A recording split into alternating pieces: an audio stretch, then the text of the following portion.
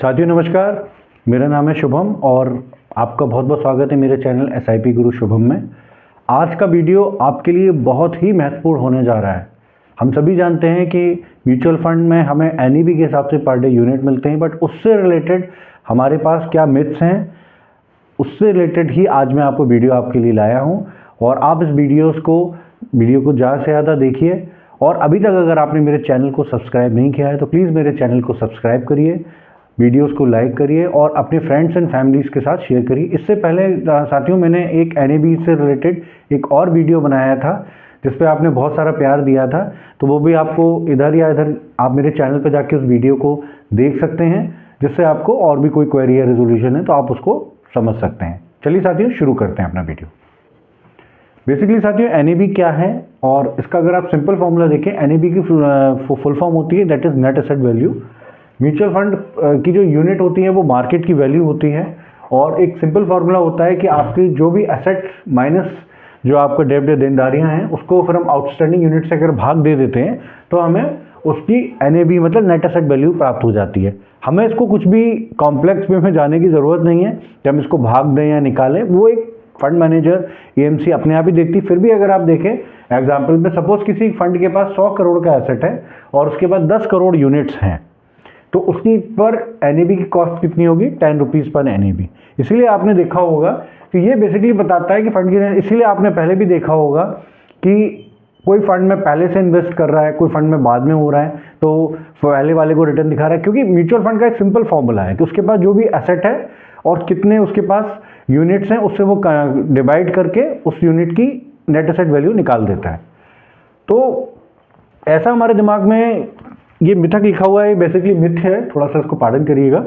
तो लो एनएवी सस्ता है तो हम उसमें इन्वेस्ट करें। कई बार हमने देखा होगा कि यार 10 रुपये वाला फंड ना अच्छा है, लेकिन 1000 रुपये वाला फंड ना वो हाई है, उससे रिटर्न नहीं आएगा। साथियों ऐसा नहीं है।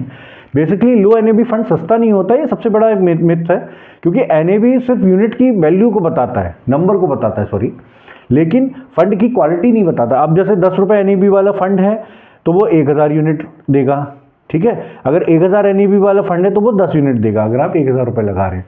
तो ऐसा नहीं है कि आपका वो फंड बेकार है जो 1000 रुपये जिसका पर यूनिट का चार्ज कॉस्ट है, अगर आप उसमें लगाते हैं 10,000 रुपये के हिसाब से, तो ऐसा नहीं है। आपको फंड एनईवी के जो कॉस्ट होती है उससे फ़र्क नहीं पड़ता कि 10 रुपये वाला फंड बेटर है, आपको बेटर रिटर्न देगा 1000 वाला नहीं, ऐसा नहीं है। इस मिथ को आपको ध्यान नहीं देना है।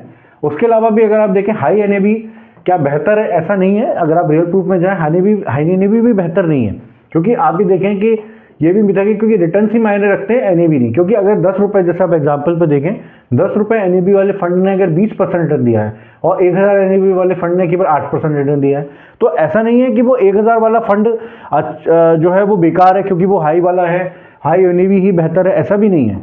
हमें बेसिकली क्या देखना है कि उसका एक्सआईआर देखना है, that is external internal rate of return, XIR. तो आप पिछले 5 साल का अगर एक्सआईसी भी देखें तो आपको ये प्रूफ दिखाएगा कि असली विनर कौन है। तो ना हमें ये देखना है कि हमारे सस्ती वाला जो फंड है वो हमारे लिए बेटर है या केवल जो हाई एनईवी वाला फंड है वही हमारे लिए बेटर है, हमें उसको एक्सआईआर से चेक करना है। आप एसआईपी में अगर आप देखें एनईवी का इम्पैक्ट, तो एसआईपी में एनईवी का इम्पैक्ट रहता है, क्योंकि हर महीने उसी दिन के एनईवी पे हमें यूनिट्स मिलते हैं, क्योंकि मार्केट ऊपर नीचे होने पर रुपीज़ कॉस्ट एवरेज हो जाती है।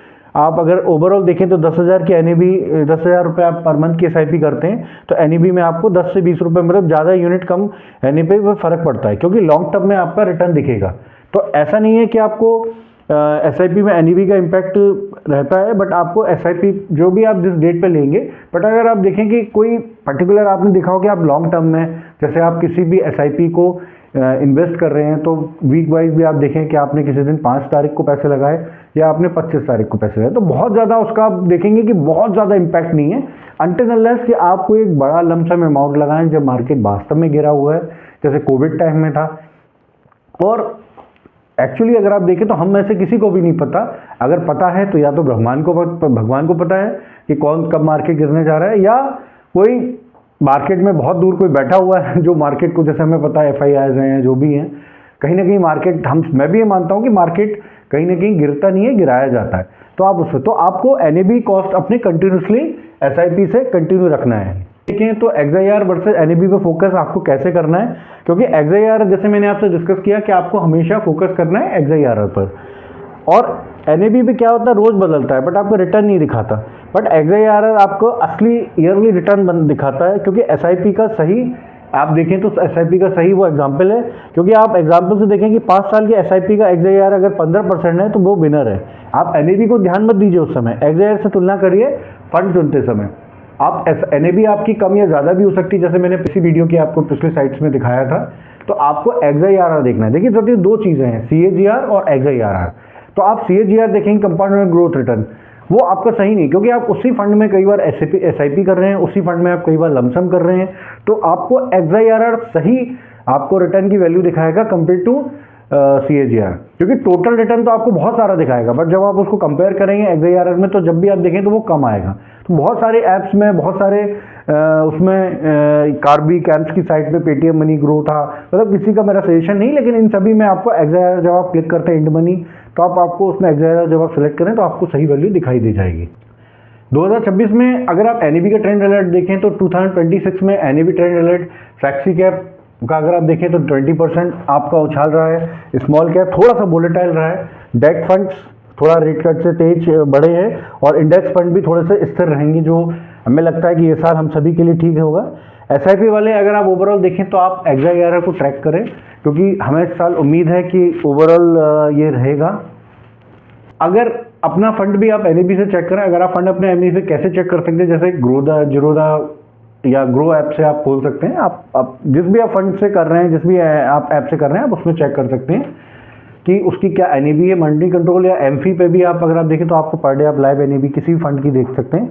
रात के लगभग 9:30-10 बजे तक पर डे NAV का अपडेट आ जाता है, आप उसमें लाइव NAV चेक कर सकते हैं।